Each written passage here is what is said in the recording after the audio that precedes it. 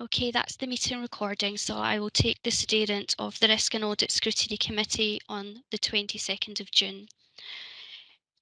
We have apologies from Councillor Campbell. Councillor Brogan? No. Councillor Donnelly? I can see that Councillor Donnelly is present. Councillor Donnelly? Oh.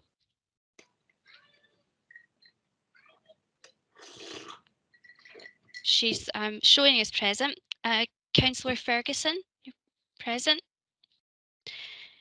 Councillor Lennon? Present. Councillor Lennon? No. I'll come back. Councillor Mars? Yes, I'm here, thanks. Councillor McLachlan? Here. Thank you. Councillor Nugent? Yeah. Thank you. And Councillor Wark is present. I do see Councillor Donnelly present on the screen. Councillors also present. We have Councillor Ross. Here. Thank you. And officers in attendance, we have Geraldine McCann, Yvonne Douglas, we have the Chief Executive, Clellan Snedden, Jackie Taylor, Paul Manning, and we have interpreters Stephen Patterson and David Milligan present. Have I missed anyone?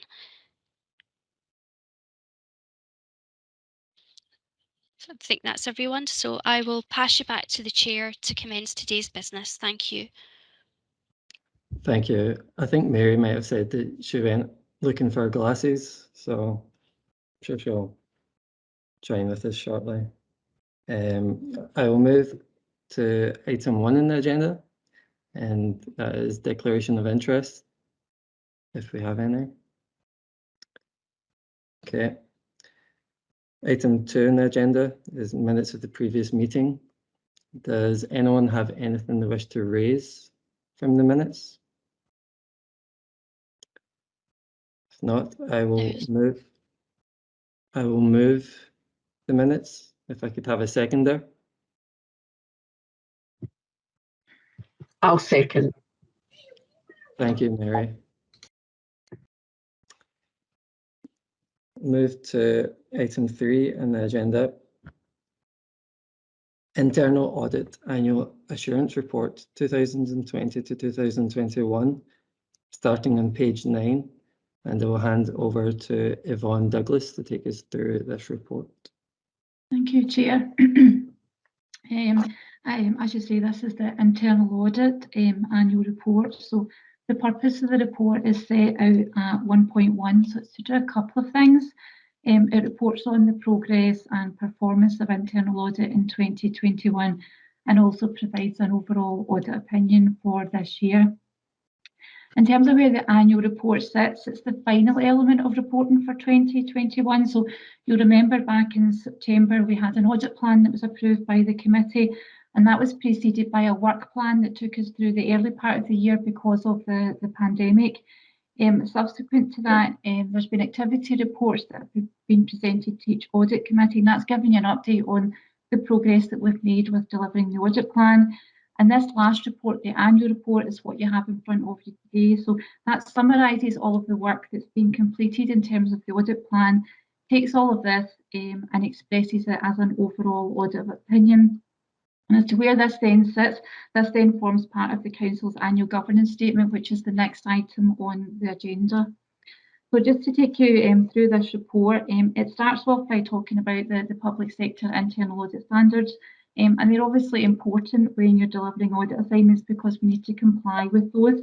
And the report sets out the fact that we have complied with those standards throughout the year and notes what the overall objective of the service is. And again, restates the purpose of the report, which is to provide the audit opinion for 2021. The public accountancy body, SIPFA, have issued some specific guidance in relation to 2021. They recognise the challenges that there is around expressing an audit opinion in the year when there was a focus to responding to the pandemic. So practically for internal audit functions across the public sector, there has been a need to redeploy internal audit functions to frontline tasks, and South Lanarkshire Council have been no different in this respect. The guidance has been really welcome, and we have applied it, and this is what's allowed us to express our audit opinion in 2021. So in terms of the report, section 5 of this report, it starts to take you through some of the detail of our work plan and our performance in the year. So you'll note in terms of the statistics that have been noted there that 96% of planned days were delivered in the year, and 88% of the overall audit plan was completed, with 5 jobs outstanding at the end of March. 5.3 includes some specific detail around the COVID tasks that were delivered in the year alongside completing the audit plan. We've noted other key performance data, that's in table 2, which is on page 12, and that sets out some key performance information in relation to the internal audit service that's been delivered in the year. The report asked the committee to note that sufficient audit work has been completed to support the audit opinion that's expressed in this report. Now, the opinion itself is expressed at 7.4, and that's on page 18, but there's a body of work that supports that opinion, and that is set out in section 6 of this report, which starts on page 12, and it takes you across the 3 key areas for the audit opinion. So the work that's been completed in relation to governance, risk management and internal control. 6.3 on page 1 takes you through the first of those sections in relation to governance, and that also includes information in terms of delivery of internal audit actions. And you'll note on page 13 at 6.8, we're noting that 71% of all actions were delivered on time. This is obviously below our target of 90%, but I think it needs to be set within the context of the pressures that council services were facing during 2021. And I consider that to be an entirely reasonable position to be in, given that, as I say, the multiple tasks that services were having to deliver during the year. It then goes on to talk about risk management arrangements, and that starts at 6.15 on page 14. And particularly from our perspective is looking at the heightened fraud risk as a result of the pandemic, and then moves on to give you some findings from routine testing of our internal controls. That's paragraph 6.25 through to paragraph 6.40, and that's on pages 15 through to 17. So the report concludes in section 7, and that's on page 18, where it states the overall audit opinion of the year. And as in every year, we're noting that internal control remains primarily a management responsibility, and that hasn't changed in this year. In terms of the actual opinion, the opinion itself is noted at 7.4, and if I can just take the time to just read that opinion to you. It is that overall reasonable assurance can be placed on the adequacy and effectiveness of the Council's framework of governance, risk management and control arrangements for the year ended 31st March 2021. This is an unchanged position from previous years, and I think a very positive position in terms of the year that the Council have had, for the changes to our services and for the pressure that's been on our services. I'm pleased that I'm able to present such a positive internal audit opinion. So if I can take you back to the recommendations, they're at 2.1, and there are 3 of those. Firstly, I'm asking the committee today note our internal audit performance. They note the overall findings from our work, and that these will inform the Council's 2021 governance statement, which is the next item on the agenda, and also that you note the level of assurance that's stated within this report. That concludes the points, Chair. Obviously happy to take any questions that MD might have. Thank you. Thank you, Yvonne. I will move this report if I could have a second there. Yes, I'll happy to second. Councillor Ferguson, happy to second. Sorry, and there are no questions, no hands raised, Chair. Cool, thank you. Okay, well, with that, I'll also ask the committee to approve the report. Agreed. Thank you. Agreed. We'll move to item 4 on the agenda, annual governance statement for 2020-2021 and significant governance areas Q4 progress report. That's starting on pages 23, and Geraldine McCann will take us through that. Thank you, Chair. The report is very detailed, so I don't propose to go through it line by line because I know that you will all have read it in advance of today's meeting. If I just pick out some salient points, the background at section 3 of the report, which is on page 23, explains the governance process within the Council, which is underpinned by the good governance principles which come from the SIPFA Code and government guidance. The Council's good governance framework is shown as a diagram on page, sorry to find it, in Appendix 1 and page 28 of the report. Now, this shows the work that is undertaken in the governance process, the resources relied upon in the preparation of the annual governance statement, and also the reporting arrangements.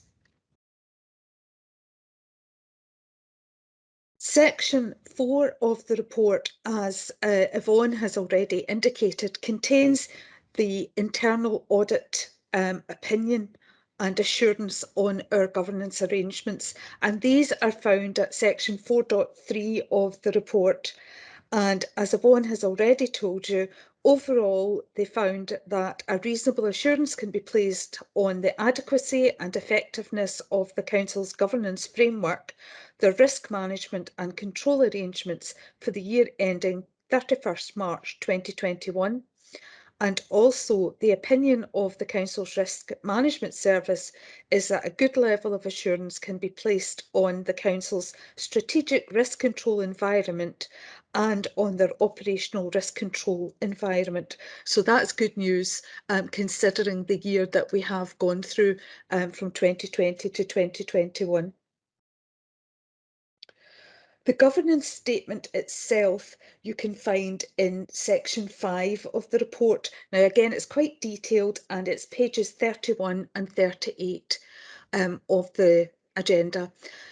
The Chief Executive, Llewellyn Snedden, and the Leader of the Council are here today while you're considering the governance statement, because they will be tasked to sign it off after you have done that with Paul Manning, the Executive Director of Finance and Corporate Resources. The governance statement is very detailed, and the internal assurance opinions that I've just read out to you are also shown on pages 24 of the governance, on page 41 of the governance statement. I've read out overall what the assurance was, and we're very pleased about that with regard to risk as well. Section 5.7 of the annual governance statement on pages 41 to 45 lists 14 significant governance areas which have been picked out from the year 20 to 21, which will be addressed in the following year and will be monitored and reported back to you. The table on page 25 of your report provides a summary of these key actions. And as you will see, we have picked out 13 of these in the summary. Now, some of these have been carried forward from last year. And again, it's because you will see that COVID hasn't gone away. We're still having to deal with the pressures of COVID, and therefore we need to take account of these in our significant governance area. It also, in section 5 of the report, we flag up progress that we have made on the significant governance areas which are highlighted within the 1920 governance statement, and these are also shown at Appendix 3 of the report, and that's on pages 47 to 54. This is the Q4 progress report, and it highlights the action that we have taken and where any action still has to be taken to be able to complete it. Taking you back to the report itself and to the recommendations, I'm asking that the governance statement, which is Appendix 2, is approved for inclusion in the Council's annual report and the statement of accounts, and also that you note the progress in the significant governance areas which were identified in last year's governance statement. Thank you, Chair. I'm happy to take any questions. Thank you, Geraldine. I will move this report if I could have a seconder. I'll second, Chair. Thank you. Hi, Chair. I don't see any hands for questions. Thank you, Elizabeth Ann. And with that, I'll ask the committee to approve this report. So Agree. Councillor Ferguson Oh, has yeah. a raised hand. Okay. Councillor Ferguson. Just a quick question, folks, sorry. In page 42, the table that we were referred to, item number 4, it mentions there about the resilience. Now, just having a read through that, I'm happy with it until I get to the last bullet point. It mentions there continuous awareness training of all SLC staff around the resilience, as I mentioned. It says staff. Now, I'm just thinking to myself, shouldn't it be elected members that are involved in that as well? I mean, we use IT ourselves. That's how we get information. A lot of sensitive information can be dealt with here. So it just mentions staff only, but I'd quite like to see elected members involved there as well, just to keep that kind of broader awareness right throughout. Last week, you may be, aware of the phishing, the email phishing that was going on. So that's a good example of why we need to be more aware as a group here as well. Can be kept to just simple things such as being aware of spam emails and not to click it. I would just like to see us involved there to keep that resilience as a whole council wide. Thank you. Would you like to? Could I respond, Chair, Yeah, to that? Any resilience training that's involved in Learn Online courses is, of course, available to elected members as well. And I'm glad Councillor Ferguson referred to the phishing scams, etc., that occurred last week, because you may be aware that the bulletin that went out to officers, I also emailed separately to elected members just to raise awareness to elected members of what's been happening and some tips and points and what you can do to protect yourselves. Thank you, Chair. Thanks, Geraldine. Thanks, Grant. Councillor Ferguson's hand's still up, Chair, so I don't know if he wants to come back in. You can come back in, Grant. No, that's it. The hand's back down. Thank you. Okay, cheers. Okay, can I ask the committee to approve this report? Agreed. Thank you.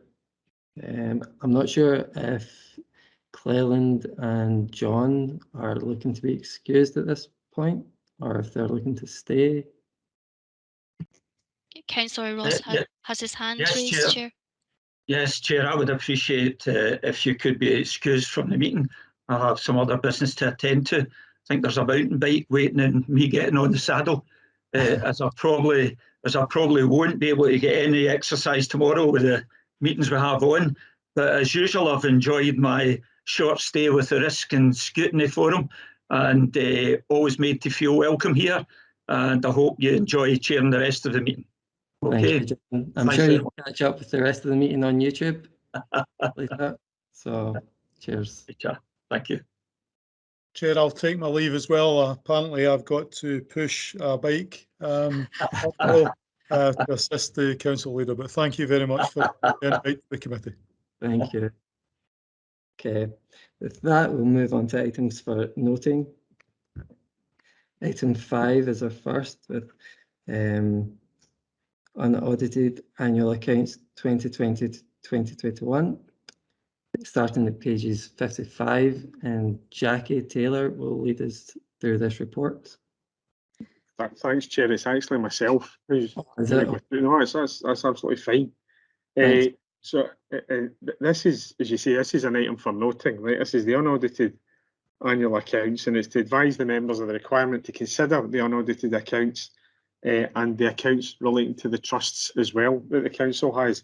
So what the paper starts to say in its background is that this committee will formally consider the unaudited accounts prior to submitting them to Audit Scotland and making them available for public inspection. Now that's covered in section 3.2. And then at 3.3, the paper notes that the government has actually extended Council's ability to delay their unaudited accounts submission to the auditor beyond the end of June. So this was something that was brought in last year because of the pandemic. We were allowed a longer time to produce our unaudited accounts before putting them to the auditor. But this year, the same way we did last year, we are going to try and comply with the timescales that we usually do and get this done by the end of June. So what the paper then goes on to talk about is the accounts themselves. Now you can see these in the appendix that's there at the rear of the paper. And what you can see, and this is on page 60 of your papers, and it's flagged as being the second item within the annual accounts document as a contents page, and that runs through the main things that are included within this document. So you will see there are things in there like the management commentary, income and expenditure statement, so that's our equivalent of a profit and loss account, and you can also see that the balance sheet's referred to in there as well. So these are the things that you would normally expect to see in a statement of accounts, right? And there's a whole series of notes to the financial statements there as well. So that document's there at the rear. What the paper goes on to mention is that's going to be available for public inspection between the 30th of June and the 21st of July as prescribed in the local authority regulations relating to this. Now, they'll be available on the Council's website. Also, the points made, this is at 4.4 on page 56. After the audit of the accounts, which will take place across the summer months, we will bring back to this committee later in the year the audited annual accounts along with the external auditors' members' reports for approval and signature. So they'll be provided to you by Audit Scotland. And it also notes in section 4 that a copy of the accounts are going to be circulated to all elected members following the submission of the accounts to the auditor on the 30th of June. Sections 4.6 through to 4.9 in the paper just talk about what the year-end position means in financial terms. And this is going to be reported to the Council's Executive Committee tomorrow. And at 4.8 on page 56, that position is going to show a surplus of just under £2.6 million. So moving back to recommendations, it is a paper for noting. And at 2.1, the recommendation that is sought is that the unaudited annual accounts of the Council and the related charitable trusts be submitted to Audit Scotland by the deadline of 30th June. So we're looking for noting of that. There's also a reference, as you'll see in many of these reports, to ongoing COVID risk there as well under recommendations. So happy to take any questions, Chair.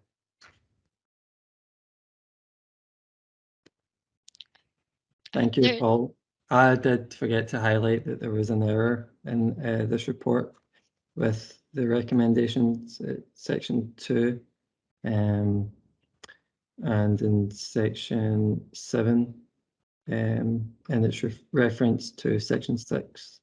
You should be able to see that that's just a bit of an error there. Okay, Chair, we have Councillor Mars with a raised hand. Okay. When you go, Julia. Thank you. Two points of clarification, and I'm racing through these papers to find, because they're quite significant, to find the page numbers. But the page that details the key achievements of the council for the year 2020 to 2021, I would have liked to have seen a mention of the excellent work in administering so many COVID grants through the pandemic and the massive amount of work that went on to ensure that support was given to businesses and individuals through that time, and also mention of the and there is actually mention elsewhere in the report, but mention of the breakfast clubs and holiday activity clubs that have run through that time. And given that this is a lengthy report, shall we say, and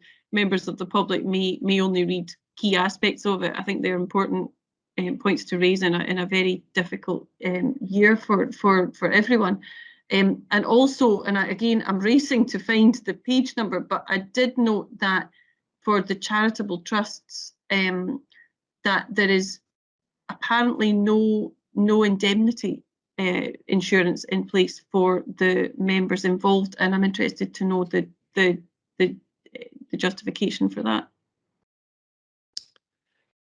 If you want to respond to that, Paul.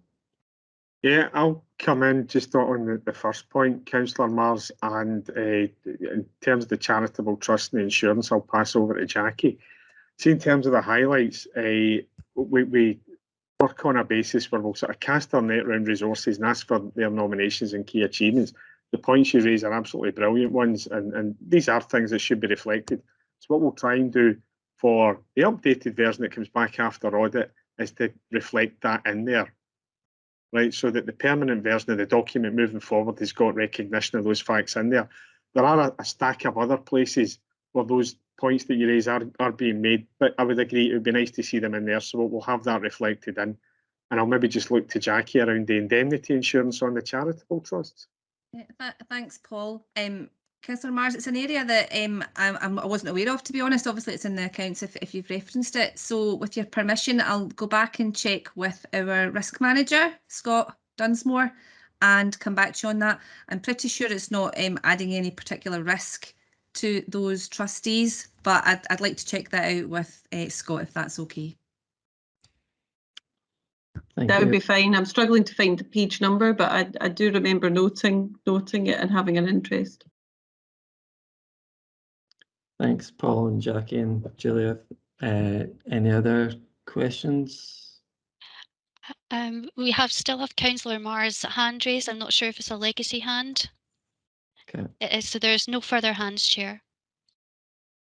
Perfect. I will ask that the committee agree to note this report. Agreed.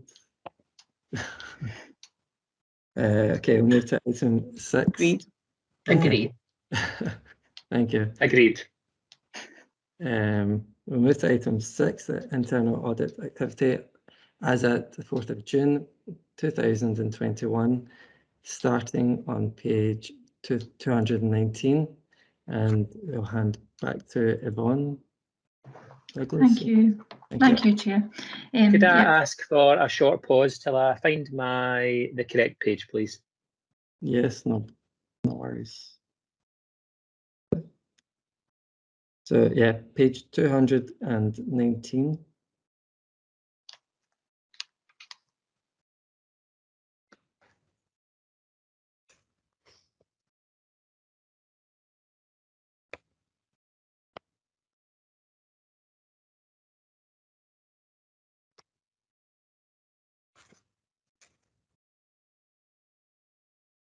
Thank you. Perfect. Over to you, Yvonne. Okay, thanks, Chair. So this is the internal audit activity. So this is back to the routine reporting of our progress in terms of the audit plan. Now we've obviously moved on to the 21-22 audit plan. So this covers the period 13th of February through to the 4th of June. In terms of performance data, you'll perhaps recall last year that we temporarily paused reporting this to the audit committee because of the level of redeployed tasks we were undertaking. It was difficult to present the performance data that made any real sense. So we have started collecting this data again, but at the point of writing this report, it wasn't available for the current year. So what I've done is taken the opportunity to represent the same information that was in the annual report. So if you go to Appendix 1 on page 222, You'll see there a restatement of the 31st of March 2021 data. And what I've also done is taken the opportunity to note where we haven't reached the target that was set, a kind of brief explanation as to the reasons for that. Again, as we would normally do in Appendix 2, which starts on page 223, we've summarised the findings from all the assignments that have been finalised in the period. So this is all the audit assignments that have been finalised in the period 13th of February through to the 4th of June. Now, we would normally attach a key message page where it was a significant assignment. None of these are significant in terms of the scope of the work or the outcome. So what we've done is we've just briefly stated the assurance information. But again, going forward, the activity reports will revert to presenting key message pages to the committee as we would normally do. The only other point that to perhaps draw your attention to is at section 10. And I've taken the opportunity to just highlight again, this was in the annual report, but just in terms of the activity to highlight to you that there were a couple of assignments where we changed the scope of the work. Now, you'll perhaps remember when I was presenting the annual report, I referred to the SITFA guidance, the Public Accountancy Body guidance, around how we would be expressing an audit opinion in the year. And one of the things that they allowed us to do in the year was to change scopes of work as was necessary. So there's a couple of assignments where we had to do that. The first in relation to cash checks, the intention had been to go out and actually physically count cash, but that wasn't practical given the pandemic. So what we did is we still did work in that area, but we did data analytical work instead. So we gathered information on petty cash spent, how often that was topped up, and we looked for instances where that wasn't being correctly recovered on purchases. So we still did work in relation to petty cash, but not necessarily in the way that we intended at the outset of the year. The intention is now to visit in 21-22, but we obviously await until it's an appropriate time to do that. So I may well come back to the committee and provide a further update in relation to that. The other one was in relation to bank change procedures. The intention was to do a general review around how a bank account could be changed. But we found ourselves in the early stages of the pandemic providing a lot of guidance around the payment of some suppliers, and we used the time for that assignment to do that. That was justifiable on the basis that that was a higher priority at the time and a more significant risk to the council. And again, the intention is now to carry out the general plan review work in 21-22. So the audit committee will get an update in relation to that review in due course. So quite a short report this time around, and I'm simply asking that you know our progress and performance. Thank you, Chair. Thank you, Yvonne. Do we have any questions on this item? I don't see any hands raised, Chair. Okay, I will ask the committee to agree to note the report. Agreed, Chair. Agreed. Agreed. Cheers. Okay, we will move to item 7, Interim Management Report 2020 to 2021, starting at page 227. And I will hand it over to Andrew Kerr to lead us through this report. Thanks, Chair. Good afternoon, everyone. So this report provides details of our interim testing that was carried out between February and May of this year. It covers our systems testing as well as our pre-year-end verification work. Specifically, we tested the key controls over a number of systems, and on page 228 of the papers, at paragraph 6, the systems covered are listed there. We also undertook some verification testing of income and expenditure transactions, and this testing will feed into our annual accounts work that will be carried out over the summer. Also on page 228 of the papers, at paragraph 5, we just note the results of all this testing. So no issues were identified from our income and expenditure work. We did though note 2 points from our controls work. And starting on page 229 of the papers, at exhibit 1, we provide details of these points. I should note that we don't consider either of these to represent a significant risk of material misstatement for the annual accounts. But in response to each point, we'll be carrying out some further limited testing. Also in this report, on page 231 of the papers at Exhibit 2, we outline the revised audit timetable. So Audit Scotland had provisionally set deadlines for this year's audit, which started to transition back to the more kind of normal audit timescales that you tend to see. However, given the ongoing restrictions caused by the pandemic, which have carried into the first half of this year, revised guidance was issued that moved the audit deadline back to the November timeline that was similar to what we signed off last year. Following discussions with management, we requested that the flexibility per the guidance was used, and we're grateful that both management and this committee have agreed to that request. And you can expect to see our annual audit report and the audited annual accounts coming to the November meeting of this committee. I think that covers the main points from the report.